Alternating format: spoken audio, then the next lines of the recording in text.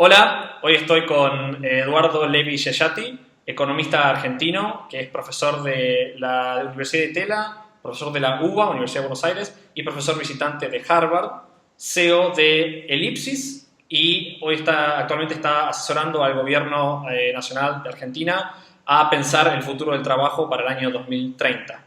Eduardo, ¿cómo estás? ¿Qué tal? ¿Cómo estás vos? Bien, todo tranquilo. Como te cuento un poco, la idea de lo que me encantaría que hablemos hoy es cómo es que creo que hoy en día procesar información es saber qué tipo de información es importante, qué tipo de información hay que ignorar, cómo yo sé cuál cae en cada grupo y cómo yo imagino, cómo yo apalanco mis redes de personas para procesar la información y buscar la información valiosa. Creo que es una habilidad muy importante y creo que en general la gente no ha aprendido esto. Y me parece que vos desde tu rol de economista, una de las cosas que, digamos, principales que haces es filtrar, ¿no? Filtrar qué está pasando en el mundo, qué datos son valiosos, cuáles no y cómo eso se debería uno interpretarlo. Entonces, tal vez empezar por ahí. ¿Cómo haces vos actualmente para procesar información y sacar conclusiones valiosas sobre qué hay que hacer y qué no hay que hacer en el mundo? Es una pregunta muy amplia, Sí, pero sí es cierto. Yo tengo, básicamente tengo dos cosas cuando necesito información. Una, que la hago de manera continua, es nutrirme de los materiales de la web, cosas que hago de manera muy en diagonal, digamos. Leo cosas breves, las bajadas. En eso, lamentablemente, dada la cantidad de información que hay, uno eh, filtro yo mismo. Pero aparte, cuando necesito trabajar en algo que me excede, un tema que no es mi especialidad, e incluso a veces cuando es mi especialidad, pero no estoy actualizado, lo que hago es apalancarme en redes informales, que son esencialmente mis colegas, amigos o incluso colegas de colegas. Por ejemplo, si necesito a alguien, un politólogo, hablo a una amiga politóloga y le digo, recomendame dos otras personas con este perfil o quién está trabajando estos temas. Entonces, de alguna forma, lo que hago es uso y me usan, porque muchas veces también me cae muchísima gente que está conectada, entre otras cosas, por estas redes online, que son a la vez redes sociales. La red social hoy no es la de tu universidad, no es la de tu ciudad, es básicamente mundial. Y como yo he viajado mucho, he trabajado mucho en otros países, esa red está muy nutrida, te diría, en casi todos los continentes. Incluso en el continente africano tengo gente especialista a la cual recurriría si tuviera que decir algo de algún país africano. claro. Eso me parece excelente. Te hago una consulta que la primera pregunta que me viene cuando escucho eso es, ¿vos eso es algo que entendiste intuitivamente desde tus comienzos como profesional y como economista? ¿O fue algo que te diste cuenta que era una buena manera de informarte con el tiempo? Digamos, esa sería la primera pregunta. ¿Cómo fue que vos aprendiste que esa era una buena manera de informarte? Y la segunda pregunta es, ¿por qué sentís que la mayoría de la gente tal vez no piensa así? No ve sus redes como información y está más entrenado tal vez a leer, a informarse solamente a través de lo que está publicado en línea o a través de libros. Mi aprendizaje tuvo que ver con la necesidad un poco y otro poco con emular gente que lo hacía. O sea, cuando vos trabajás como un generalista y te piden hacer un informe un día de un tema, otro día de otro tema, claramente vos no te puedes especializar en todo. Y cuando vi yo la labor de los buenos generalistas, veía armando equipos, armando equipos propios, pero aparte armando redes. Contratás o mandás un requerimiento de un determinado tema a un determinado tipo que ha estado trabajando ese tema, etcétera. Entonces, al ver cómo hacían nosotros es que fui aprendiendo, pero también un poco te lo va imponiendo la necesidad. Hoy el nivel de especialización es abismal. Y si vos te empezás a trabajar un tema que no conoces, muy probablemente recorras en un año o dos de trabajo arduo un recorrido que ya muchísima otra gente recorrió a veces hace décadas. Entonces, de vuelta, como académico, lo primero que haces es preguntarte, bueno, ¿esto fue hecho en algún otro lado? ¿Y a quién le vas a preguntar? A la gente que estuvo trabajando esos temas hace tiempo. Entonces, casi como natural, volcarte, usar de alguna forma el know-how de otros especialistas. Claro. Un punto que me surge es, ¿cuál sentís vos que es el rol de los medios? A lo que me refiero es, ¿cómo uno hoy debería interpretar a los medios como fuente de información? Porque creo que a veces, por ejemplo, de hecho, hemos tenido un par de intercambios de correos y yo también, sobre, por ejemplo, inteligencia artificial, ¿no? Y uno habla, una cosa es lo que a veces dice un medio y es como excesivamente no diría amarillista, pero como que en 5 años todo va a cambiar y después hablas con alguien que está trabajando en eso y te dice, bueno, mirá, tal vez no están así o dale un poco más de tiempo. ¿Cuál debería ser la manera de interpretar a los medios? Alguien que tiene experiencia en constatar o en comparar los medios con lo que realmente sucede, sabe que por lo pronto no puedes tener una sola fuente. Que cada uno de los temas tópicos tiene en general al menos dos visiones, generalmente más de dos visiones. Entonces ya cuando le entras a una UPED, a un medio, incluso uno de los medios internacionales más serios, sabes que están forzados a llamar la atención, tener readership, y eso implica que doblen un poco el argumento, que exageren algunos puntos. Entonces, la regla número 1 es nunca te quedes con una sola fuente. Pero después hay algo mucho más básico, que es que los buenos medios, al hablar de un tema, te derivan a las fuentes originales. Siempre hay, en algún punto, una fuente original. El tipo que hizo el trabajo, que a su vez se basó en otros trabajos. Si realmente querés saber de un tema, tenés que rastrear, tenés que hacer ese camino hacia atrás, o hacia arriba, en realidad, río arriba, buscando las fuentes originales. Sí es cierto que hoy cada vez más hay un problema de filtro. De hecho, estaba hablando de eso hace un par de días con un par de colegas, de filtro de la información natural que hace la web, de hecho, que hace que muchas, no solo te ponen las cosas más gancheras, sino que te ponen las cosas que son más parecidas a lo que vos pensás. Entonces es más difícil encontrar las dos campanas, porque la misma web, las redes sociales, Google, te ponen cosas que de alguna forma replican la campana que venías escuchando antes. Entonces, de vuelta, hoy es aún más importante poner en acto esta regla de siempre buscar las dos campanas. Siempre hay más de una. Tenés que forzarte a buscar lo diferente, porque si no, muy probablemente caigas en la primera visión que te ofrece la red. Supongámonos que somos alguien, digamos, no somos tal vez alguien que hoy tiene porque vos creo que lo interesante de una situación como la tuya es que, digamos, ha llegado a un punto de estar muy conectado justo cuando la tecnología permite también mantener esas conexiones y, como decís vos, uno puede ahora, bueno, acceder a la red que uno tiene en África o en China para preguntar sobre ciertas tendencias económicas o lo que sea. Si fuese un joven que recién está empezando, todavía no tengo mi red de aliados suficientemente fuerte, suficientemente diversa, ¿cómo le dirías a esa persona que empiece a generar eso, ¿no? Que empiece a decir, que empiece a tratar de leer su red, que empiece a tratar de saber con quién hablar según el tipo de información que quiere tener? ¿Por dónde alguien debería comenzar? Depende de qué tipo de información estés buscando. Si es una cuestión más específica, más profesional, o algo sobre el cual necesitas tener un conocimiento más sólido, bueno, siempre conoces gente como yo. No tendrías que preguntar a mí, le preguntas a tu profesor, a tu hermano mayor, a tu tío, al tipo que es un profesional. Yo, cuando mis hijas buscaban universidad, qué estudiar, qué carreras estudiar, yo no les decía lo que yo pensaba de las carreras, las ponía en contacto con un profesional de esas carreras. Claro. Uno hace eso, uno busca al tipo que sabe, o por lo menos que tiene experiencia, no para tomar la respuesta de ese tipo, sino para que ese tipo le abra la puerta a la red. Entonces yo pueda buscar, a través de él, pueda buscar diferentes versiones. Eso me parece que es importante. Ahora, después en el día a día, depende mucho de uno la voluntad que tiene de forzarse a testear los prejuicios y los conceptos previos. Pero de vuelta, lo que la red Claro. es muy parcial. Si uno sabe buscar, encuentra todas las campanas en la red. Lo que pasa es que uno tiene que saber buscar.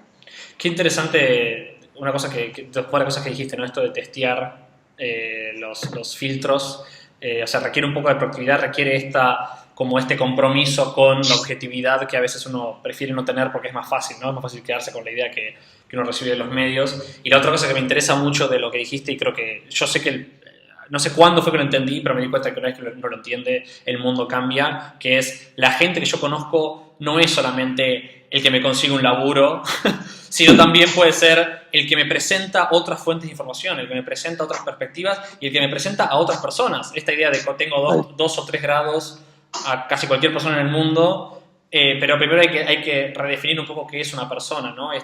Yo digo, mi perspectiva es que hay mucha más información en la cabeza de las personas que lo que hay publicado. y en el mundo, ¿no? El punto es cómo accedo a esa información. Y creo que la única manera es a través de otras personas, a través de personas que saben quién piensa qué o por qué, o quién se acerca más a pensar cierto tipo de cosas.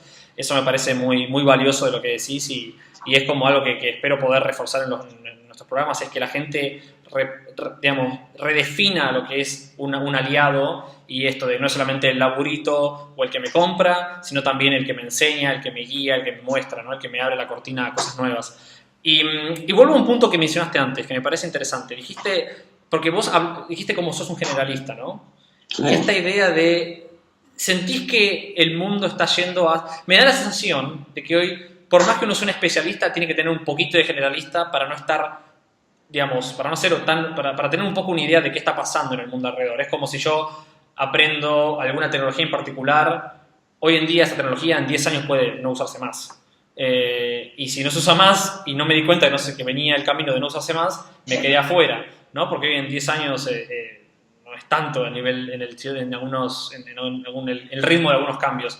Entonces, ¿sentís que hoy todos deberíamos tener un poco de generalista o se mantiene esta división entre el especialista y el generalista? Hay diferentes niveles de especialización. Ahora, por ejemplo, yo soy un economista y hay campos en la economía, yo no puedo cubrirlos todos. Sí creo que vale la pena tener la visión de generalista, sobre todo cuando habla de políticas públicas, pero necesitas al tipo que se ponga 1, 2, 5 años detrás de un tema para que ese tema se analice de manera profunda. Lo mismo pasa con las tecnologías.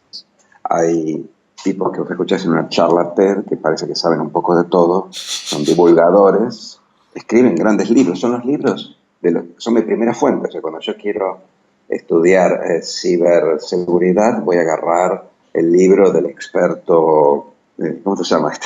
Los Crimes, que es un libro de un tipo que es un experto y que se volvió generalista y divulgador. Mira. Pero lo cierto es que detrás de ese libro contiene referencias al trabajo de especialistas. Claro. O sea, el especialista es útil y después en algún momento hay alguien que lo agrega, pero alguien tiene que hacer el trabajo sucio de estar 5 o 10 años mirando algo con mucho detenimiento, ni hablar de las ciencias duras, de la física, de la biología. La tecnología de alguna forma aplica y generaliza el uso de descubrimientos o hallazgos que son muy específicos. Entonces, yo creo que necesitas las dos cosas. Ahora, en el campo del trabajo y también en el campo de la tecnología, que son esencialmente aplicados, sí tienes que tener mucha flexibilidad. Una cosa es el tipo que investiga, que quizás es la base o la fuente, una de las fuentes de estos avances tecnológicos, y otra cosa es el trabajo, incluso en la tecnología. El tecnólogo y el tipo laburante sí tiene que tener flexibilidad porque las formas, los modos de uso, incluso los nuevos descubrimientos, tienen una velocidad que te obliga a tener cintura analítica y cintura laboral, de performance. Sí. ¿Vos sentís que, eso estoy muy de acuerdo, creo que el tema digamos, si uno busca trabajo, leí hace poco, por ejemplo, un artículo del fundador de GitHub, ¿no? esta plataforma de repositorio de programación, una de las plataformas más grandes del mundo de programadores, y el fundador decía, él como que refutaba esta idea de que todos tienen que aprender a programar, ¿no? Esta idea que ahora se volvió muy popular. Él dice, no tiene sentido que todos aprendan a programar, es para algunas personas, otros tienen que hacer otras cosas. Y él dice, conozco demasiados programadores que les habría ido mucho mejor si hubiesen entendido mejor las personas, ¿no? Y creo que a veces vos sentís que este approach que vos tenés y que vos remarcás de cómo entender a las personas que conocemos, cómo nos pueden ayudar, qué tipo de información, porque a veces es una información sobre una tendencia económica, a veces es información sobre una oportunidad laboral. Sin duda, sí. ¿Sentís que eso no aplicaría tal vez a inclusive el que es el especialista, si ese especialista quiere tener éxito profesional, también tiene que tener un poco de saber cómo navegar, aunque sea sus círculos locales, sus círculos más cercanos, para saber dónde están las oportunidades? ¿O está esta idea tal vez de mientras yo estudie y sea el mejor, me van a encontrar, ¿no? ¿Cuál sentís vos que es tal vez un consejo tal vez más profesional, más adecuado para la época? No, hay investigadores, el investigador escola hace una carrera en investigación y tiene un carril muy específico, muy particular. Son pocos los investigadores, o sea, hay pocos que se dedican a trabajar toda la vida de eso. Esa gente sí debería posiblemente en muchos casos trabajar en equipo. El investigador trabaja mucho en silo y cada vez más ves, sobre todo en las ciencias duras, grandes equipos trabajando en un proyecto. ese es el nivel de interrelación y de networking que hacen los investigadores. Y obviamente, bueno, lo que te decía antes, yo cuando escribía un paper académico hablaba con mucha gente, presentaba el paper, tenés mucha fertilización cruzada con otra gente de tu campo. Pero lo que vos me estás hablando es algo más general que se aplica a mucha más gente, que tiene que ver con cómo aplicas una idea. O sea, el investigador hace investigación, la idea no es investigación. La investigación es algo mucho más profundo y hasta te diría aburrido, lleva mucho tiempo, lleva mucho más tiempo. Pero hay gente que tiene ideas interesantes y que pasan desapercibidas o no se realizan porque necesitas el networking del dinero, de gente que pueda gestionarla, de gente que te puede abrir los mercados, de gente que te puede impulsar, incluso porque tienes una idea, pero por ahí te da con fiaca o te deprimís por empezar al inicio. O sea, el networking en la vida real, la vida laboral, es fundamental y cada vez es más fundamental, porque las carreras tradicionales, el trabajo en relación de dependencia, creo que muy gradualmente, como todos estos procesos, va a ir perdiendo relevancia relativa y cada vez más vas a tener relaciones laborales más flexibles y mayor rotación laboral. Y tanto para la rotación de un trabajo a otro, como para llevar adelante una idea o tener una relación laboral flexible, me refiero a multitasking o muchos jefes o trabajo a demanda, Claro. todas formas laborales que están ganando volumen en los últimos años, tanto para una como para la otra necesitas tener un network. Es muy importante tener el network. Ya no estamos en el mundo en donde vos entrabas a una empresa y trabajabas 30 años y te jubilabas, o eras un médico y trabajabas 30 años en tu consultorio y te jubilabas. El mundo es mucho más dinámico en el sentido que uno cambia de ocupación, cambia de lugar de trabajo, cambia de jefes o a veces su propio jefe. Entonces, una vez que te sacan del camino ese, del canil, en donde vas como siguiendo la línea punteada hasta que te jubilas y entras en este mundo con mucha más rotación, la red, el networking de personas, no solo es una fuente de información, sino que es una fuente de contactos, una fuente facilitadora de todo esto que vos tenés para ofrecer como trabajo, como laburante, que sin la red muchas veces queda subvalorizado. Yo tengo digamos, no es mi hipótesis, ¿no? Me estoy parando en mis lecturas y en mis experiencias, que la red lo que aparte da es la única manera de transferir confianza, o la mejor manera de transferir confianza, ¿no? Y en general, colaborar con alguien, ya sea contratarlo como freelancer, o contratarlo como empleado, o cuando alguien va a ser mi jefe, lo primero es la confianza, que la confianza esté, y esa confianza es algo muy primitivo, muy emocional, no es un tema de, tiene un mejor currículum, así que confío más, sino que vino de alguien que conozco, así que confío más. Eso, ¿No? Y eso creo que eso es ¿Cómo lo ves fundamental. eso? No, es fundamental, eso es cierto, sobre todo cuando no tenés colateral, es decir, cuando no tenés una historia de trabajo. Si vos te ganaste un Nobel o creaste una empresa que vendiste por 10 mil millones de dólares, bueno, la gente te tiene confianza. Te Claro. tiene confianza porque algún otro certificó eso, Claro. tanto comercialmente como con algún premio. Pero cuando sos un average Joe, cuando sos un tipo de la calle, bueno, pero sin un track record, sin una historia laboral impactante, el cara a cara, el relacionamiento y más en general la referencia es fundamental. Claro. Y cada vez más el mercado laboral se mueve por referencias y cada vez menos se mueve por avisos clasificados, sobre todo porque muchos de los trabajos son tan flexibles que si vos me mandas el currículum, tampoco me informa tanto el currículum Exactamente.